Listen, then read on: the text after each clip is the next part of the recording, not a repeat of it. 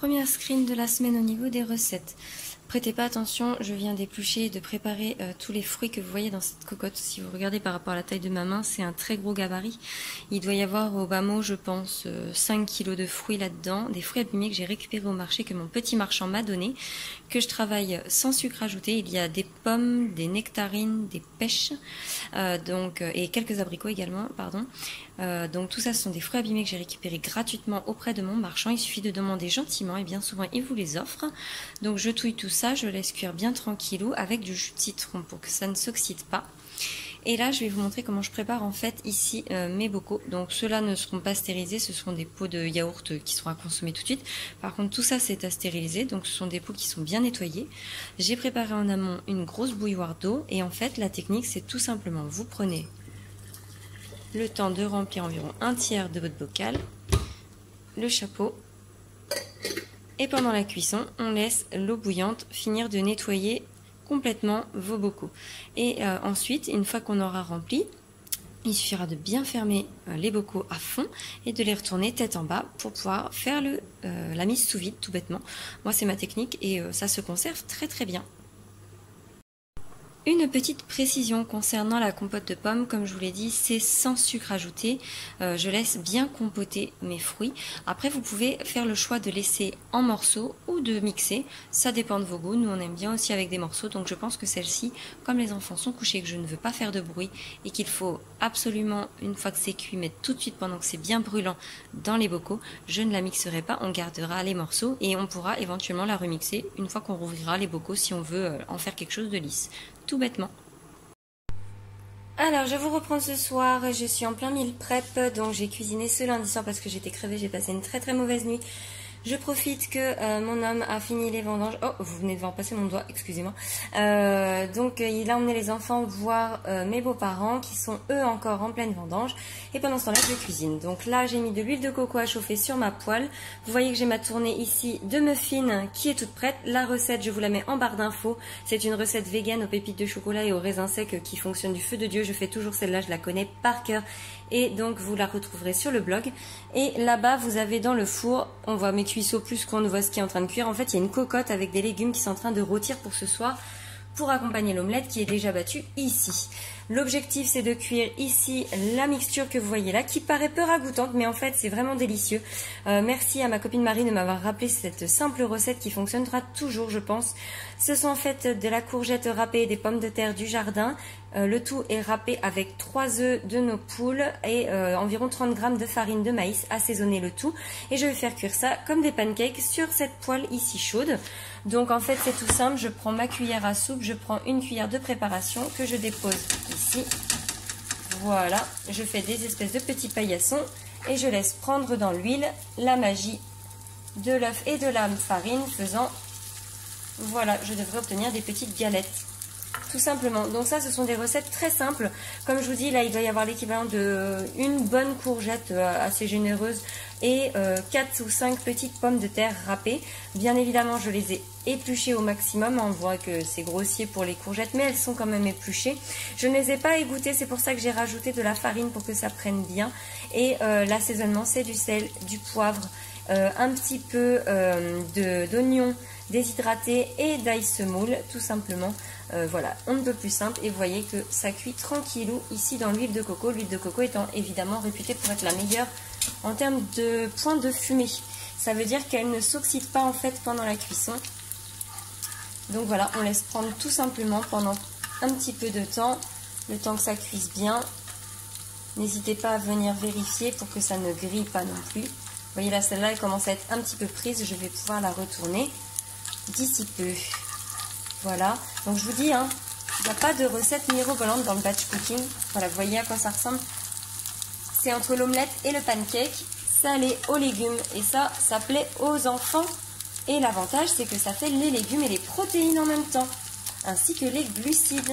Il y a tout dans cette petite galette. Vous accompagnez ça avec une belle petite salade de tomates ou une salade verte. Et vous avez un repas complet qui plaît aussi en DME. Voilà, voilà. Pour rappel, n'oubliez pas, hein, je vous ai dit, ça vous l'avez, la recette des muffins, dans la barre d'infos. Elle est déjà sur le blog. Et puis celle-ci, si vous voulez, ce que je vais faire, c'est que je vais vous la taper pour faire un article en corrélation directement avec cette vidéo. Comme ça, vous aurez les proportions. Voilà. Dans ce meal prep, je vais également faire un gratin de pâtes, tout simplement. Donc ce sont des pâtes que j'achète chez Grand Frais, ce sont des pennes. Donc, ça fait du bruit. Voilà, donc tout bêtement, vous versez vos pâtes. Moi, je vais utiliser des émincés nature de soja de la marque Erta que j'adore. Je les achète souvent quand elles sont en promo comme ça. Je les mets au congèle. Du coulis de tomate maison, du lait de soja. Je vais assaisonner le tout. Je vais mettre à cuire. Et une fois que ça aura commencé à bien cuire, par-dessus, je rajouterai un petit peu de fromage végétal, tout simplement, pour que ça gratine, et nous aurons un délicieux gratin de pâtes. Ah oui, et j'oubliais, je vais rajouter, bien que ce soit une sauce tomate améliorée puisque dedans je cache des courgettes, je vais rajouter quelques petits pois pour avoir d'autres légumes en plus, tout bêtement, et des légumes qui font partie de la famille des légumineuses, donc qui apporteront également des protéines. Et de ce côté, on a toujours nos petites galettes qui continuent de cuire. Nous allons pouvoir retourner, regardez ça. Hop, elles sont belles. Les tournées en fait précédentes sont exactement pareilles. Il n'y a que la première tournée qui est un peu moins jolie, mais toujours la première tournée parce que c'est là où il y a le plus d'huile dans la poêle. Donc moi, ma petite astuce, c'est que j'avais sorti tout simplement 2 sopalins. J'ai absorbé. Alors ne soyez pas inquiets, c'est pas les 2 premières qui m'ont laissé ça, hein. C'est que j'aspire également l'huile sur toutes celles-là. Je n'aime pas trop l'huile. Voilà, j'aime pas quand il y a trop d'huile. Donc j'aspire et du coup, je les stocke après dans ma petite boîte qui est juste à côté de moi. Et voilà ce que ça donne une fois que c'est préparé. Donc 500 g de pâte peine sans gluten. J'ai mis environ 200 g de petits pois. J'ai mis donc mon coulis de tomate. Ça devait représenter environ 400 g, je dirais, de coulis de tomate maison. Et ensuite j'ai rajouté du lait de soja jusqu'à ce que ça recouvre à peu près bien mes pâtes. Plus les émincés végétales que je vous ai montré. J'ai assaisonné sel, poivre, un peu d'ail semoule parce que j'adore ça. Et pour que le lait de soja épaississe bien, j'ai rajouté une touche de jus de citron. Comme ça, le temps que mes muffins finissent de cuire, c'est-à-dire dans 6 minutes, mon lait de soja va commencer à bien épaissir et donc va être beaucoup plus onctueux. Donc ça va alimenter la cuisson de mes pâtes, plus devenir une crème au cours de la cuisson, une petite crème tomatée. C'est tout simple. Donc ça, c'est une recette, je vous dis, vous la préparez en express. J'avais quelque chose sur le feu en même temps et j'ai mon four qui tourne avec mes muffins, comme ça, dans le timing. Dès que les muffins sonnent, hop, direction le four pour mon gratin de pâtes pour 40 minutes à peu près. Allez, on va dire 35 parce que là, mon four est bien chaud, donc je pense que 30-35 minutes seront largement suffisantes. Sachant qu'entre temps, comme je vous disais, je rajouterai du fromage végétal par-dessus. J'ai quelques tranches de fromage nature et moi que je vais disperser dessus pour que ça fasse bien gratiner. Bon, excusez-moi, entre-temps la luminosité bien entendu commence à tomber, il est déjà 19h30 quasiment, donc je voulais simplement vous rappeler une règle essentielle dont je vous ai parlé dans ma vidéo, c'est de bien récupérer toujours vos ustensiles de cuisine, évidemment les moucherons qui vont avec, hein, en ce moment ils sont en squat chez moi, donc là je vais simplement passer un petit coup d'eau brièvement dedans et je vais faire ma préparation de pâte à cake, le cake qui sera la dernière préparation à passer au four, et ensuite les dernières recettes que j'aurai à préparer, c'est un chili sans viande qui se trouve être juste là au niveau de l'atelier. Alors l'œuf, je vais le ranger hein, puisqu'il ne m'a pas servi. Mais voilà, je vais préparer ensuite un chili et j'aurai terminé ma session meal prep. Tous mes repas seront prêts. Je n'aurai plus qu'à cuisiner en toute fin de semaine pour les repas du week-end, donc à partir de vendredi soir tout simplement.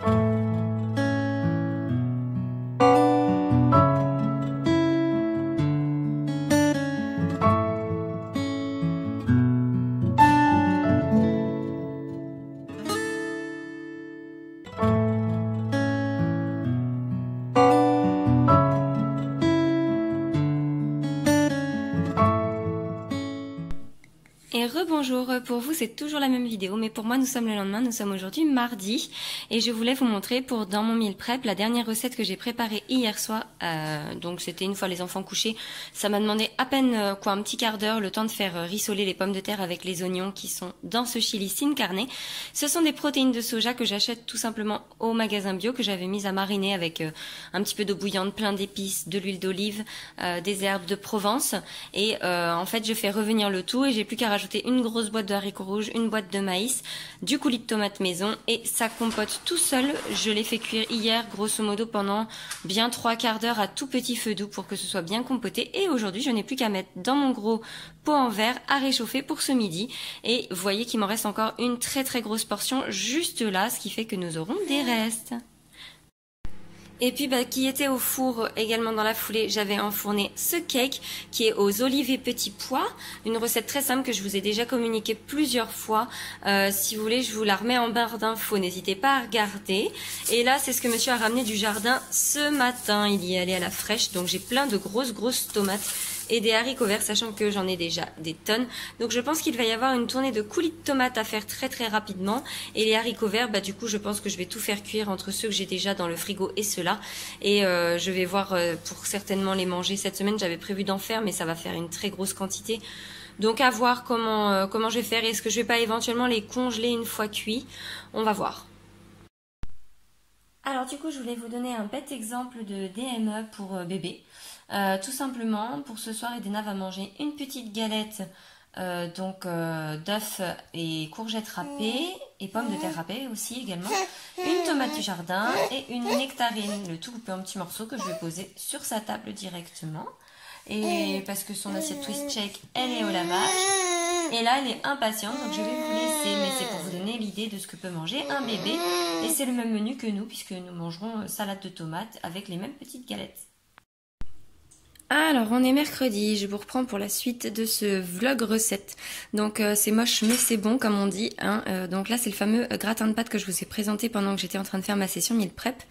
Donc, vous voyez au niveau de la tenue, des pâtes, la crème à la tomate que j'ai faite, des petits pois, les protéines Erta émincées et puis du fromage végétal Nature et Moi qui a été mis dessus sur les dernières minutes pour un petit peu gratiner doucement. Et puis donc j'ai servi ça ce midi aux enfants, tout le monde s'est régalé. C'était bon ? Oui. Ouais. Et là ils sont en train de manger des poires toutes mûres, les premières de la saison. Hello tout le monde, nous sommes jeudi, je vous retrouve pour un autre petit morceau. Donc là on est dans ma buanderie, faites pas attention à l'état dans lequel c'est une buanderie qui est en travaux. Ce qui est plus important c'est ce qui se trouve dans ce bocal. En fait donc quand j'ai fait toutes mes cuissons au four, j'ai mis également à torréfier toutes mes graines par anticipation puisque mon pot de beurre de cacahuète graines allait se terminer. Donc tout était prêt comme ça à être mixé. Donc ce matin, nous avons terminé le pot. Je vais donc mixer ma portion. Donc c'est tout bête, c'est un robot lame S. Vous les avez dans les recettes Insta Express sur le blog, les recettes de beurre de cacahuète, etc. Donc j'ai juste à verser toutes les graines torréfiées. Voilà.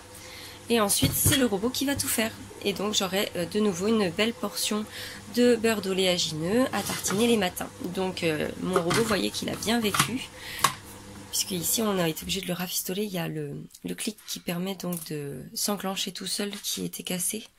Donc, monsieur a réparé avec un espèce de gros scotch. Et c'est un Kenwood qui va vraiment quand même très bien. Donc, je passe mon temps à le nettoyer. Vous voyez, le beurre de cacahuète s'attache.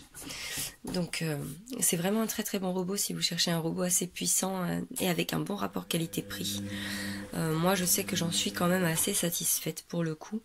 Même si j'avoue que le Magimix me ferait quand même de l'œil. En tout cas, voilà, je voulais vous dire, pendant que vous préparez toutes vos cuissons au four, ne jamais négliger le fait de préparer vos graines si vous aimez les beurres de cacahuètes, etc. Ça évite de se retrouver pris au dépourvu. Et comme ça, vous en avez toujours une dose d'avance, il n'y a plus qu'à mixer. Ça fait partie des petites astuces organisation des meal prep. Alors voilà, pour ma dernière séquence de cette vidéo, je vous présente ce dont vous avez besoin pour faire du coulis de tomate. Alors peut-être pas les mêmes quantités que moi. Moi, j'ai besoin d'une énorme cocotte. Toutes mes tomates du jardin bien mûres, du basilic, huile d'olive, du sel, du poivre, des grosses courgettes et beaucoup de bocaux avec ma bouilloire. Qu'est-ce que je fais? Je mets à chauffer de l'eau dans ma bouilloire. Je vais remplir un tiers environ chaque bocaux. Je rebouche, je laisse l'eau pour le moment ensuite poser pour pouvoir bien nettoyer mes bocaux, bien qu'ils soient tout propres puisqu'ils sortent du lave-vaisselle. Pendant ce temps-là, je vais mettre à cuire tout ça avec de l'oignon, de l'ail. Je mets le tout à compoter dans cette grosse cocotte environ, je dirais, pour que ce soit vraiment bon, moi j'aime bien faire pendant 45 minutes de cuisson à feu très doux. Je les fais d'abord saisir en fait mes petits oignons avec l'ail et je balance ensuite les tomates et le basilic avec donc les assaisonnements. Je laisse tout compoter sans rajouter quoi que ce soit d'autre, même pas d'eau puisque les tomates vont rendre de l'eau.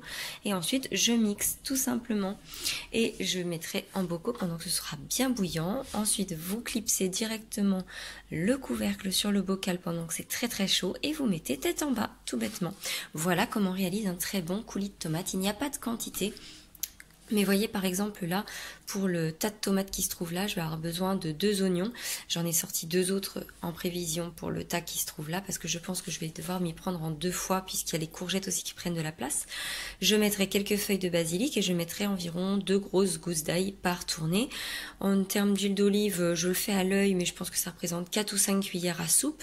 Et sel, poivre, c'est pareil, c'est à l'œil par rapport au goût de chacun. Moi je sais que je sale pas beaucoup. Voilà, donc c'est un peu plus simple.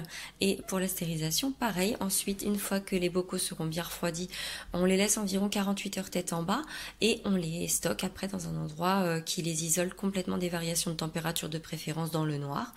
Et c'est du coulis de tomates pour tout l'hiver. Voilà, vous savez tout au niveau des recettes basiques de cette semaine.